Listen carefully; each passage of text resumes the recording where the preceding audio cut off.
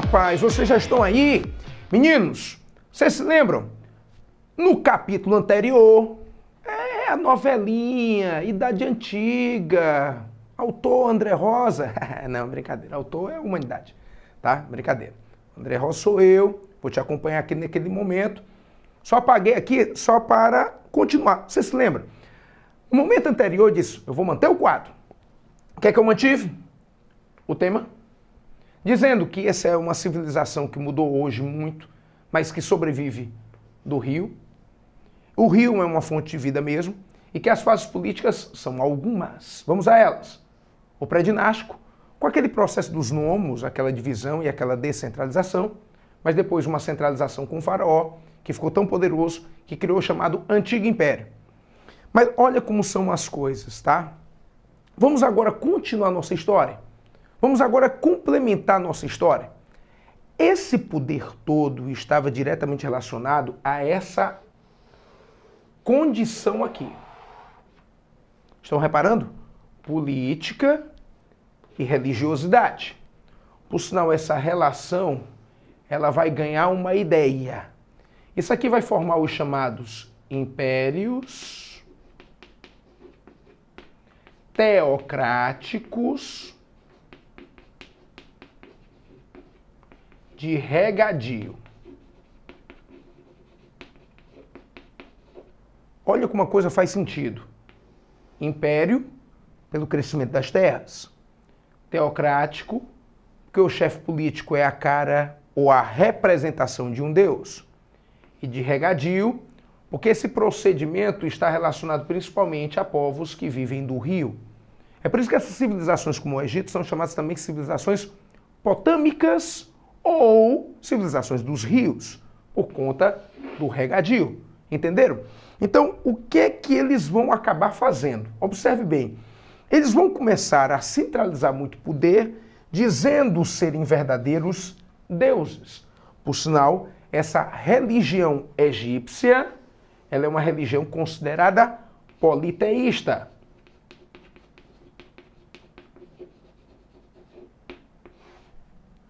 Tá?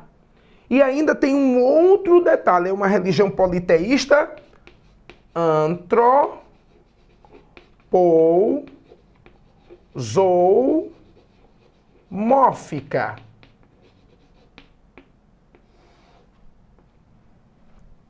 Antro, homem, zoou, animal, mórfica, forma. Quer dizer, o Deus no Egito, ele tinha três formas. Ou tinha forma de homem, ou tinha forma de animal, ou tinha forma de homem e animal.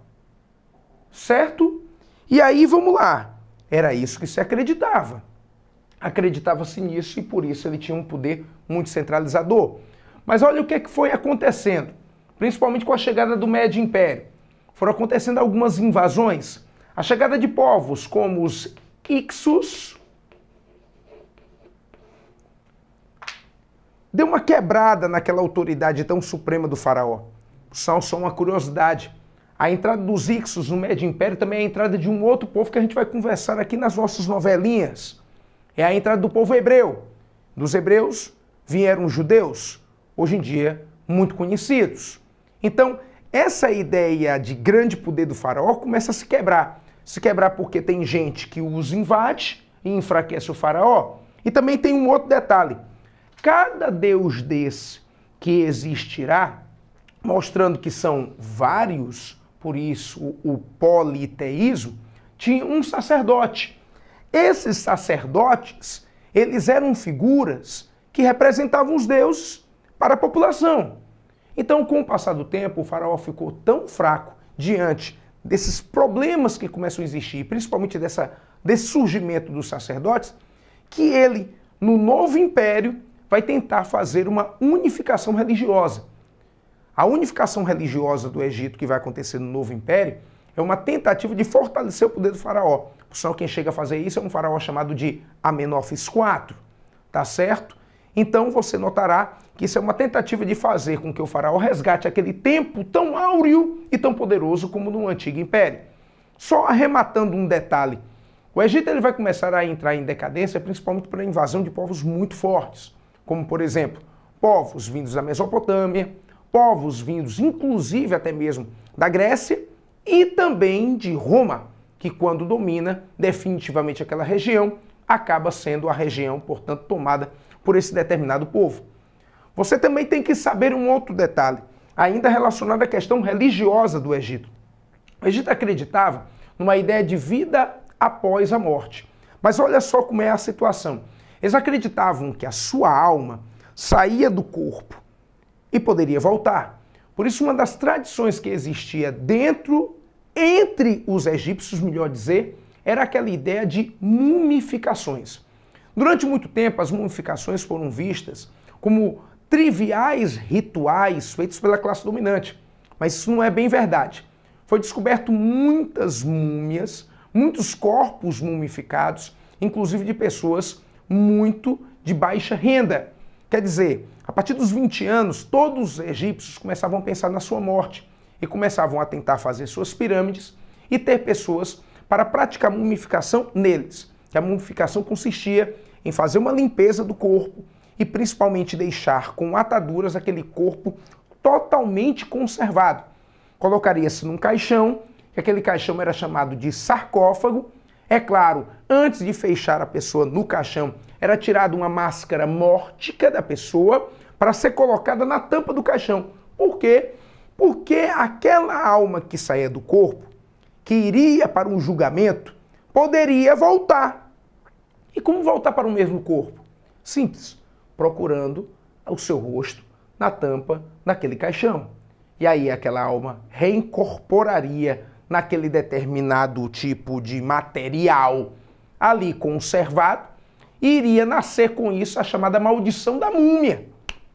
Certo? Então, esse processo de mumificação era muito típico entre os próprios egípcios. Todos eles, não somente na família do faraó, tá certo? Por isso que acharam-se muitas múmias. André Rosa, é verdade que existe essa história de maldição? A maldição da múmia, sabe o que é? É que os locais eram muito bem fechados.